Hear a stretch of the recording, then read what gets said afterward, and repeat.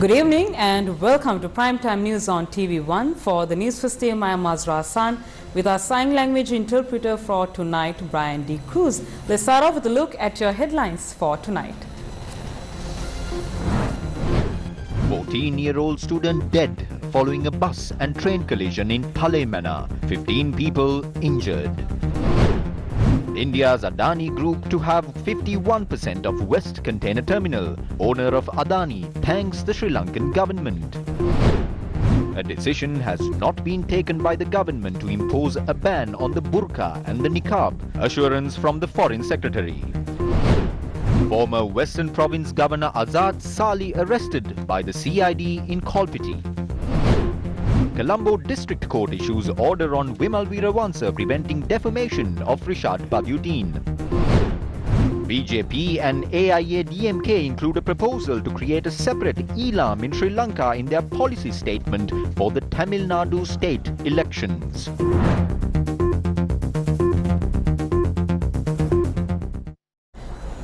On to your lead story now. Former Governor Azad Saleh was arrested by the Criminal Investigation Department on the advice of the Attorney General today. According to the police media spokesperson DIG Adit Rohana, Azad Saleh will be detained and investigated under the provisions of the Prevention of Terrorism Act or the PTA.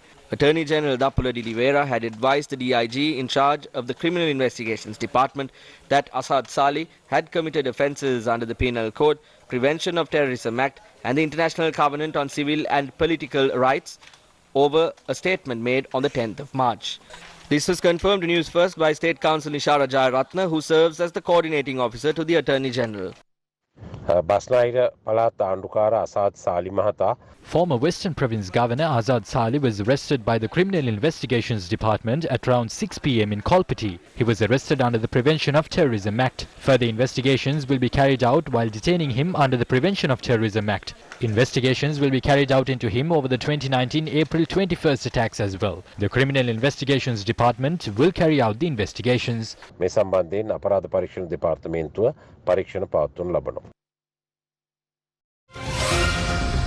Main sponsor. LG OLED TV. Color that goes beyond clarity. Struggling to find reliable plumbers, electricians, gardeners and other service providers? Bellboys got you covered. A collision involving a bus and a train in Thalemana claimed the life of a child and injured 15 others today. A bus heading from Mana towards Thalemana had collided with an express train plying from Colombo to Thalemana at around 1:50 p.m. today. The collision had occurred near the Thalemana pier. 30 passengers had been travelling on the bus during the collision, out of which 20 were school children. The accident claimed the life of a 14-year-old student of grade 10. Police said that 15 others sustained injuries in the accident, among which 2 are in critical condition. The injured are receiving treatment at the Mana General Hospital. Eyewitnesses said that the rail gate had remained open at the time of the mishap. They observed that the train had not been travelling at high speed as its next destination was 300 meters from the scene of the incident.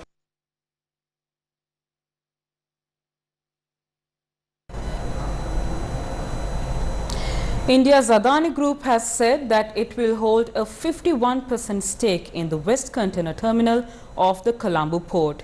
Cabinet spokesperson Minister Kehelian Rabukwala told reporters that the remaining 49% stake will be divided between the Sri Lanka Ports Authority and other investors. However, Sri Lanka Ports Authority Chairman Retired General Dayaratnayaka said that the allocation of these percentages have not been decided yet. What is the truth surrounding the West Container Terminal? The chairman of India's Adani Group, Gautam Adani, has thanked the Sri Lankan government for the opportunity given to his company to develop the Colombo Port's West Container Terminal. In a tweet published yesterday, Gautam Adani said that he is grateful to the Sri Lankan government, the Sri Lanka Ports Authority and the John Keells Group over this matter. The tweet added that the partnership is a symbol of the deep strategic relations between countries with great intertwined history. On its website, Adani Ports and Special Economic Zone Limited said that Sri Lanka has sent a letter of intent on handing over a 51% stake to the company. It added that the West Container Terminal would be developed under a build, operate and transfer basis with its local partner John Keel's Holdings PLC for 35 years. The Adani Group noted that the West Container Terminal will be developed to ensure that the entity can handle 3.5 million TEUs. Meanwhile, John Keel's Holdings PLC has submitted a disclosure to the Colombo Stock Exchange to develop the Colombo Ports West Container Terminal with Adani Ports and Special Economic Zone Limited. In its disclosure, the local firm had said that it would sign a concession agreement on the project in due course. Just yesterday, the Indian company Adani had issued a press release saying that they will be getting 51% in the agreement. I just want to clarify if that is the breakdown. Well, the breakdown, that is the offer that they have made. The breakdown will be finalized after discussions. But I'm sure that there are so many other parties that are interested. As a government of Sri Lanka, we are also interested to see whether the local companies are also interested in this entire thing. So this is quite open. I mean, just to clarify there, we respect that. But then, as far as we are concerned, we are looking for other options while accepting the Adani's 51%. But Adani says that they have actually got a letter of intent from the Ministry of Ports and Shipping. Yes. So that's for the 51. So that's 49, and then 49 would be shared with the government institutions that are related to ports and ports management, and also the private sector who's interested, who has some experience in this field, will be considered. The Sri Lanka Ports Authority's stance is to hand over an 85% stake to them while returning 15% under our purview. The government has approved a proposal to this effect. Accordingly, the Sri Lanka Ports Authority will hold a 15% stake. This stake will be held solely by the Ports Authority and not by anyone else. The remaining stake can be shared between any other entity. So far, the Adani Group and a local entity have come forward to obtain a stake in the project. I don't know how the Adani Group has gained a 51% stake. However, the cabinet spokesperson told the media today that India's Adani Group and John Keel's Holdings PLC will hold a 51% stake in the West Container Terminal. The spokesperson added that the remaining 49% will be open to local investors. Accordingly, the Adani Group and John Keel's Holdings will hold a higher stake in the terminal as they would be the majority shareholders. India's Adani Group is also entitled to purchase the shares of John Keel's Holdings as it is a listed company in the Colombo Stock Exchange. The Adani Group will also be able to invest in the remaining 49% stake through various means. In the event of such an occurrence, the entirety of the West Container Terminal will fall into the hands of the Indian company. When moves were underway to give away the East Container Terminal, the government said it required India's support as it is a destination for most of the country's transshipment. If the Adani Group develops the West Container Terminal to achieve its intended capacity, will the East Container Terminal be able to compete with it in terms of its functions? John Keel's Holdings already owns a majority stake in the Colombo Port South Asia Gateway Terminal, or SAGT, that is located near the East Container Terminal. Will such projects impose a challenge to the operations of the East Container Terminal and the Jaya Container Terminal that are located in the same port? Isn't this an attempt to give away the East Container Terminal, the West Container Terminal and the South Asia Gateway Terminal to an Indian company?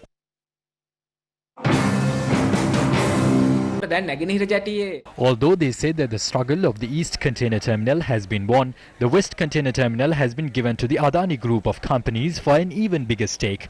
The question is, when Adani is involved in the construction and development of the West Container Terminal, how will this impact the East Container Terminal? Not only the East Container Terminal, the other terminal has been given to the SAGT company. That company has ties with John Keel's Holdings. They are affiliated with PA Investments. Now the Adani Group of companies and its local agent, John Keel's Holdings, has ownership of multiple terminals in the Colombo port.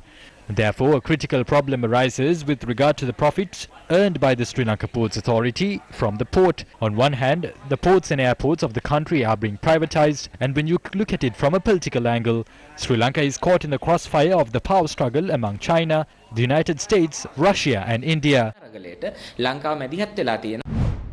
While Sri Lanka has invited India's Adani Group to invest in the development of the West Container Terminal, a multitude of proposals centering the political sphere in Tamil Nadu are being presented. Prime Minister Narendra Modi's BJP has declared that it would be backing the All India Anna Dravida Munnetra Kalaham or the AIADMK at the upcoming Tamil Nadu election. To that effect, the BJP and the AIADMK have allied to contest the impending state elections. One concerning assurance provided by the alliance in their election manifesto for Tamil Nadu is to lobby for the creation of a separate Elam in Sri Lanka. The manifesto further justifies this guarantee by claiming that it will be done to serve justice for the alleged harm caused to Tamil communities in Sri Lanka, including genocide and sexual violence, by punishing perpetrators while creating a peaceful environment for Tamil communities to reside in. The BJP-backed All India Anna Dravida Munnetra Kalaham has made such a striking statement against the backdrop the Chief Minister of Tripura has revealed of a plan by the BJP to extend its political reach to Sri Lanka. The alliance has further promised dual citizenship for Sri Lankan refugees currently sheltered in Tamil Nadu in its manifesto.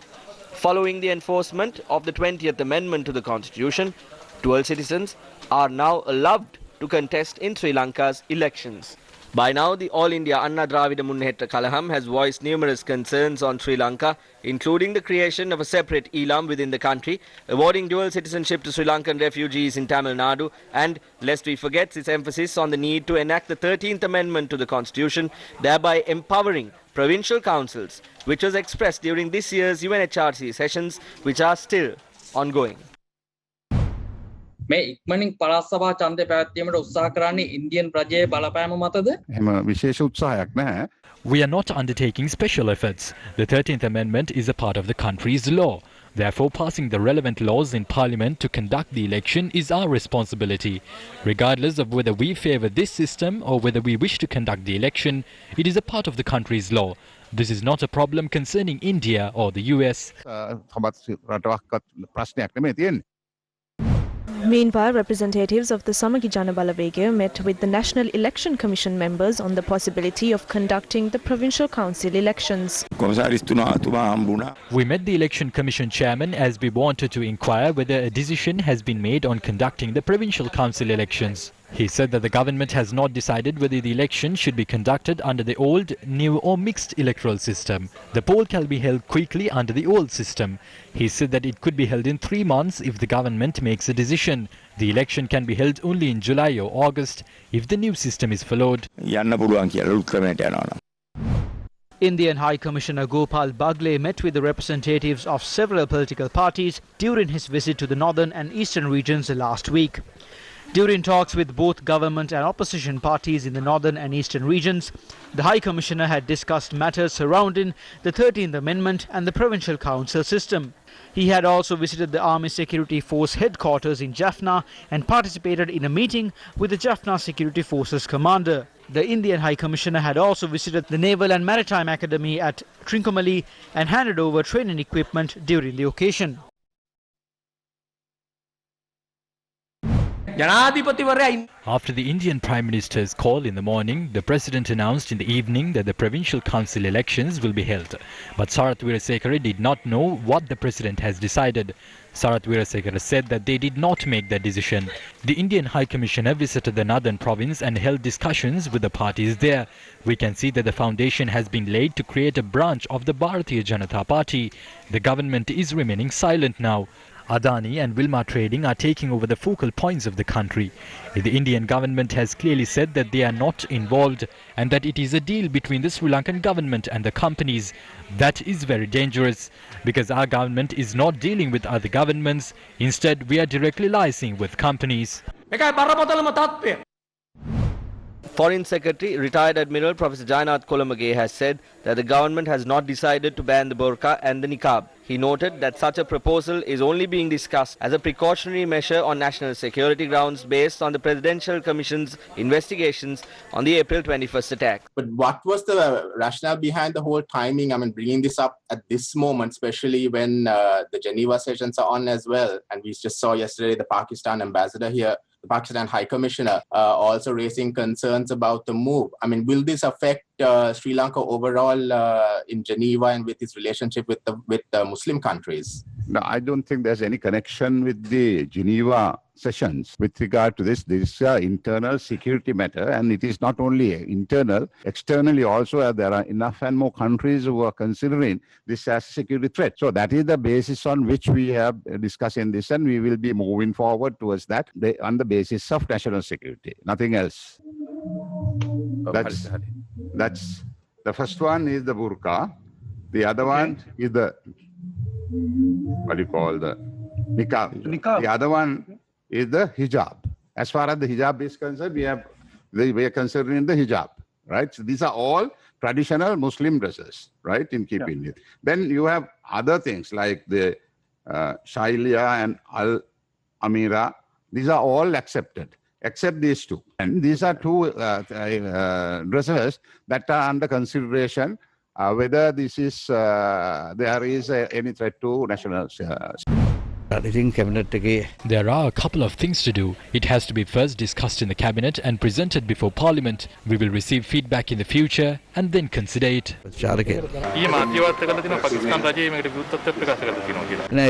We have to act according to what our government wants and not according to the Pakistani government. The cabinet has not made a decision in this regard yet. It is only being discussed at the moment.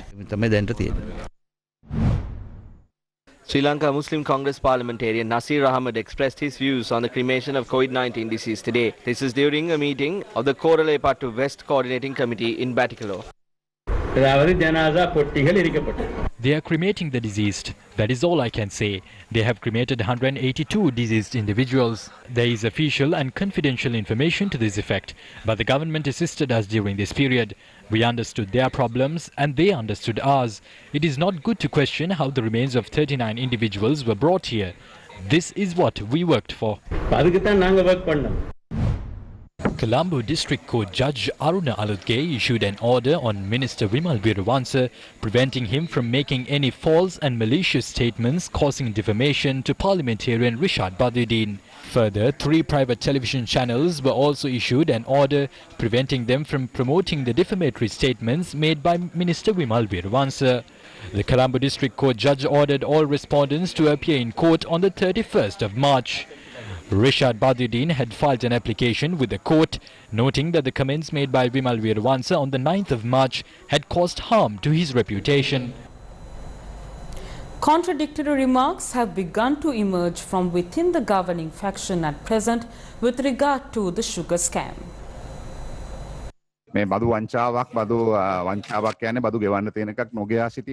Refraining from paying what is due to be paid can be considered tax fraud. If a gazette is issued tonight saying a litre of diesel would be hiked by 5 rupees from midnight, all 1,460 petrol stations will benefit from it. Similarly, if the price of alcohol is hiked by 100 rupees, the same benefit would be enjoyed by bars. How is that a scam? That is merely an amendment in the tax policy. This has been misinterpreted. Tax fraud will occur if one fails to pay income tax. This is a farce. වැරදි විදිහට පාවිච්චි කරමින් මේ බදු වංචාවක් කරයි කියන එක මහ විහිළුවක්. There is a discrepancy when considering the fact that they had stored 8,200 metric tons of sugar and later enjoyed a benefit immorally. We have to concede that consumers have not benefited through the reduction in taxes. Therefore, a loss has occurred in this instance.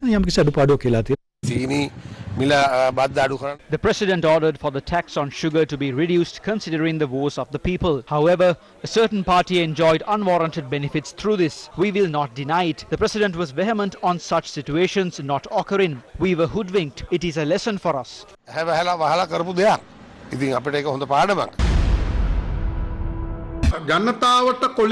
Corruption remains rampant, although it is hidden from the masses. While there were 70,000 metric tons of sugar in the country, there was no shortage of the product. Suddenly, 26,000 metric tons of sugar were unloaded from a vessel. There is a clear connection between the date of this vessel arriving, the reduction of the tax and other matters. This scam has received the same blessing the bond scam received. This scam is similar to the bond scam. Eventually, the people have lost out through the commission-based policy of the government.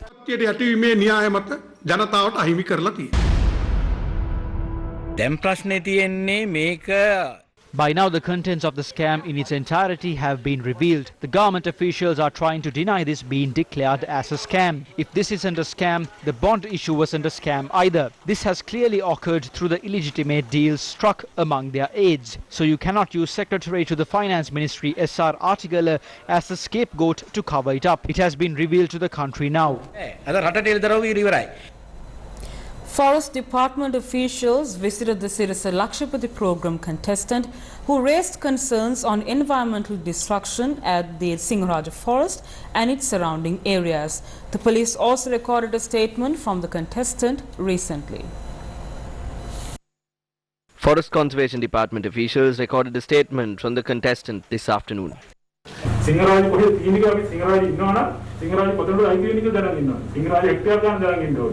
මායි මොකද කියලා දාගෙන ඉන්නවා. ඒත් පොඩ්ඩක් අපි ඒක දැනුමට ඒක ගන්නවා. දෙක බය නැහැ. නෑ වැඩි තියෙන දේ ඒගොල්ලන් ඉතින් රාජකාරී වශයෙන් හොයාගෙන බලන්න එනවනේ. ඉතින් දැන් ඔය සිද්ධියත් එක්කනේ. මොකද උත්තේ? මඩන් පා.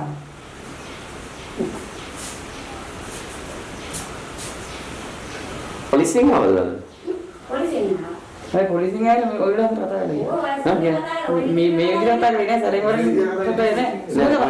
Eka ada tindik kata lagi tiang itu ayah kita sih, kan ini kena kita ini. Kalau bilasi tiang ini, ni api dekka istilah kata lagi tiang itu. Eka bukan lagi kita api, maksudnya istilah kalau kata kata bila tapi jangan ini.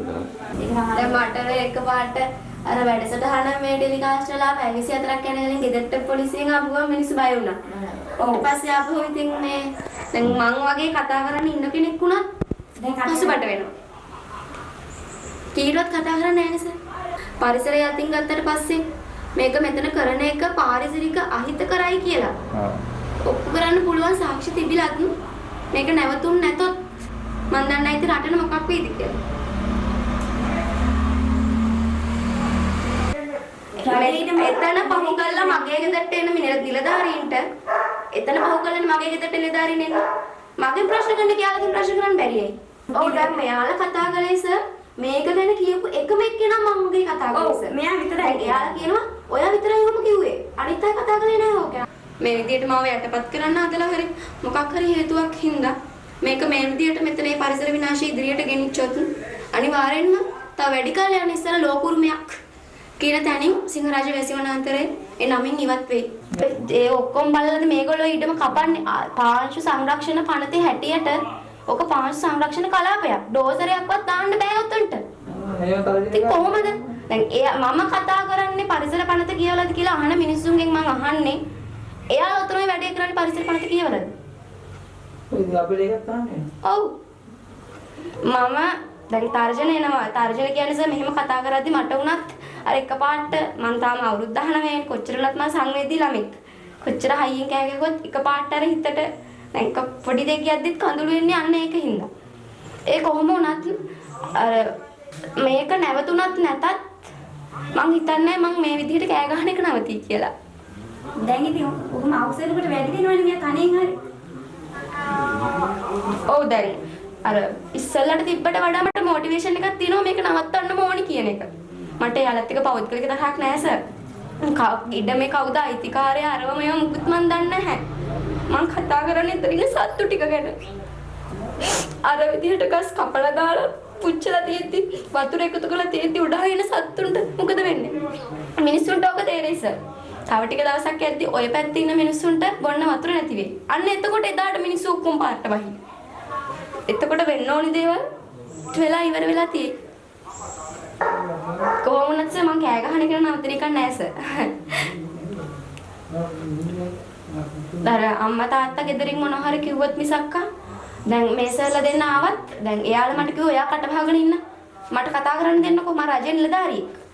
ඉස්සෙල්ලා මට කතා කරන්න දෙන්න කියලානේ එයාලා කිව්වේ. එස්වහින්දා අමුරු කියලා තියෙනවා. දැන් මම මගේ ජීවිතේ මට හිතට වැදිච්ච ලොකු කවියක්. ඇතොත් ගමට ආදරයක් සිතින් සිපා අතත් පයත් ඔළුවත් වෙන වෙනම කපා කතත් කමක් නැහැ බියසුළු ගතිය පපා අයුත්තකට අත් දෙකොස්සන්න එපා. මෙතනින් මට මොනවා වුණත් මිනිස්සු මොනවා කිව්වත් මං වැරදි කියලා මං දේශපාලන කඩේ යනවා කිව්වත් කවුරු හරි කෙනෙක් මගේ පස්සෙන් ඉඳගෙන මට අනුබල දෙනවා කියලා කිව්වත් මේ කිසිම දෙයක් මට අදාළ නැහැ. වෙන්නේ වැරද්දක් නම් මට බනින මිනිස්සු ගැන මම පොඩ්ඩක්වත් අකන්නේ නැහැ. මට මේ මිනිස්සු වැඩක්ම නැහැ. මම කතා කරන්නේ කිසිම දෙයක් නොදන්න වද වීගෙන යන මේ සත්තු ටික ගැන. මම කතා කරන්නේ. මිනිස්සු මට වැඩක් නැහැ. මේ විදිහට මේක ගැන තේරෙන්නේ නැති හිතක් පපුවක් නැති සහකම්පනයක් ගෑවිලාවත් නැති මිනිස්සු ඉන්න රටක ඒ මිනිස්සු ගැන මං හිතන්නේ නැහැ sir. News First inquired the additional zonal forest officer of Ratnapura, Sampath Manigasekara, about this interrogation. Mr. Manigasekara, then other. What were you questioning from the child? No, one of our officials have gone there to verify the location, and we had given the telephone number to the child and asked her to inform us if anything new transpires. That is all. Your officials have gone there before that. Was it after that your officials had visited the house of the child?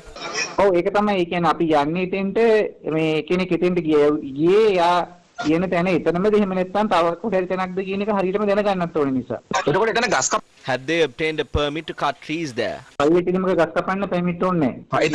the trees that were cut earlier are not there anymore. ගස් නම් මොකක්වත් නැද මේ ගස් මුලක්වත් පේන්නේ නැහැ ඉතින්. ඉතින් ඒකනේ. ඒකට ගස් ටික කොහෙද? ගස් ගෙනිහිල්ලා ටික ඔය හරි නේ. ඒකනේ. ඒක ඔබතුමාට වක්කීමක් නැද්ද හොයන්න? නෑනේ පෞද්ගලික මේක දේවල් ගැන අපේ බලපෑමක් නැහැනේ. ඔව්. ඉතින් මහත්මයා දැන් ඔබතුමාලා දැන් අර ළමයාගෙන් ගිහිල්ලා ප්‍රශ්න කරනවා මෙතන පර්මිට් එකකින් අරන් ගියාද නැද්ද කියන එකත් අරුමතරම බලන්නේ නැතුවනේ. ළමයාගෙන් ප්‍රශ්න කිරීමක් කරලා නැහැ. This is a comparison between the forest land in question a few years ago and at present. Where are the trees that have been cut off? Can the trees that were cut off be cleared in this manner? Isn't it the responsibility of the authorities to look into this?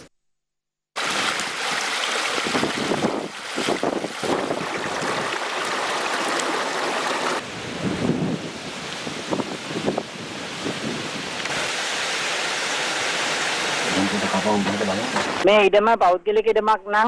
is no need to interrogate that child if this plot of land is a privately owned land. I also have a doubt as to how media determined that this was the same land that the child was speaking about, because I did not see any land being mentioned specifically on media. If trees are being cut down on a private property larger than 1 hectare, an environmental impact report has to be presented on that.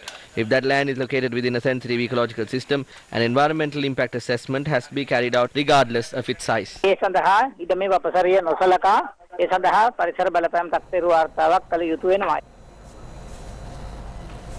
The financial fraud case filed against Blue Ocean Breeze and Blue Ocean Realty over alleged fraudulent collection of money from buyers with the promise of providing luxury apartments was called up today at the Mount Lavinia Magistrates Court.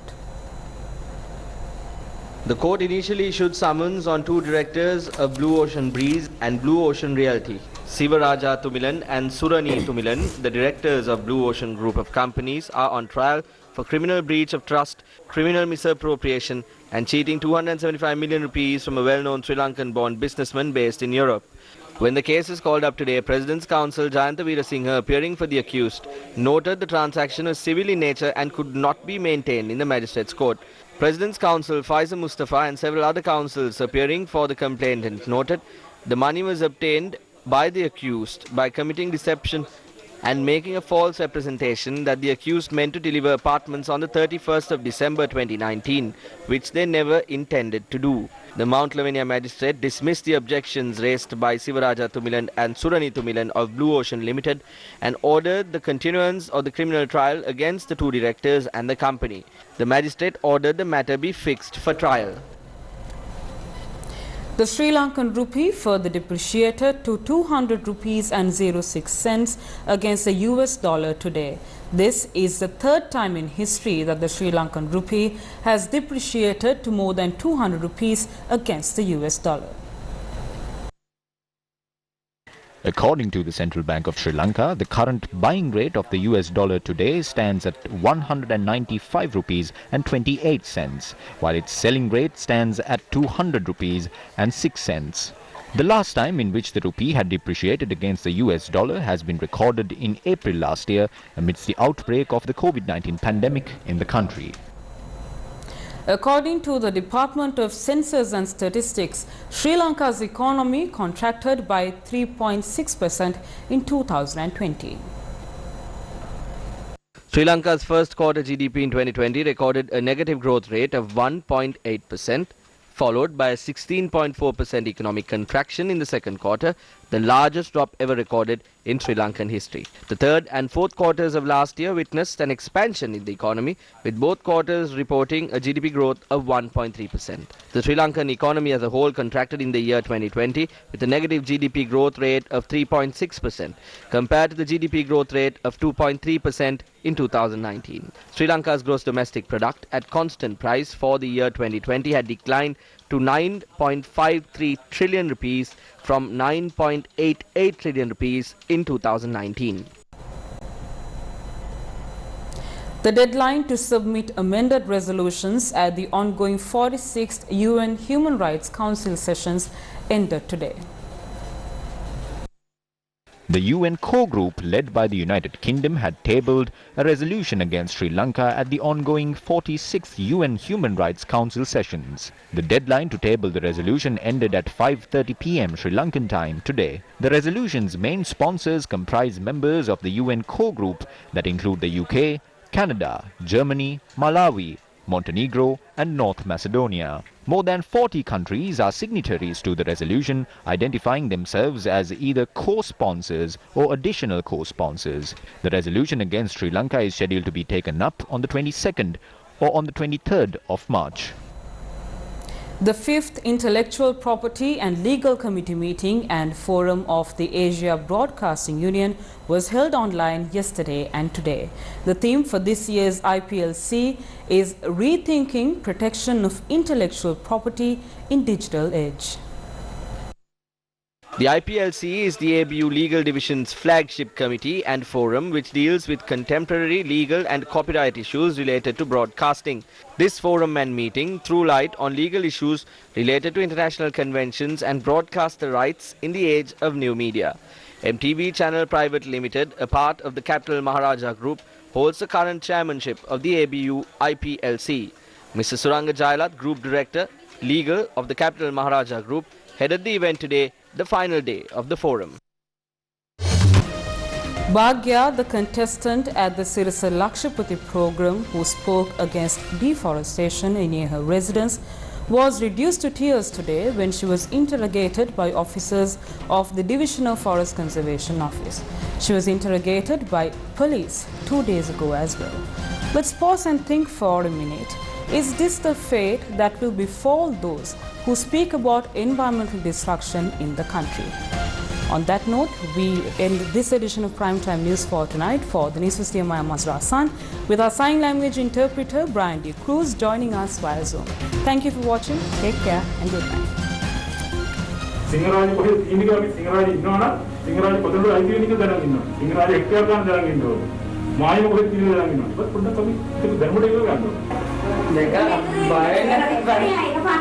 නෑ වැඩි තියෙන දේ ඒගොල්ලන් ඉතින් රාජකාරී වශයෙන් හොයාගෙන බලන්න එනවනේ ඉතින් දැන් ඔය සිද්ධියත් එක්කනේ.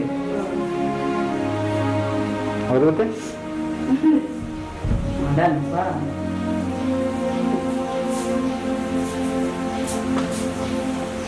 පොලිසියෙන් ආවද? පොලිසියෙන් ආවේ ඔයගොල්ලෝ කතා කරන්නේ. මේ විදිහට කතා කරන්නේ නෑ සරේ වලින් කතා නෑ. ඒක අර ඉතින් කතා කරලා තියෙන තමයි ඒක සීරියස් එක කෙනෙක් තියෙනවනේ මේ. කලා විලාසයක් තියෙනවනේ. දැන් අපි දැක්ක ඉස්සෙල්ලා කතා කරලා තියෙනවා. ඒක පුද්ගලනිකද අපේ මොකද ඉස්සරහ තව කට්ටියක් එක්ක කතා කරා ඒ කතා කරපු වෙලාවට අපිට දැනෙන්නේ නැහැ.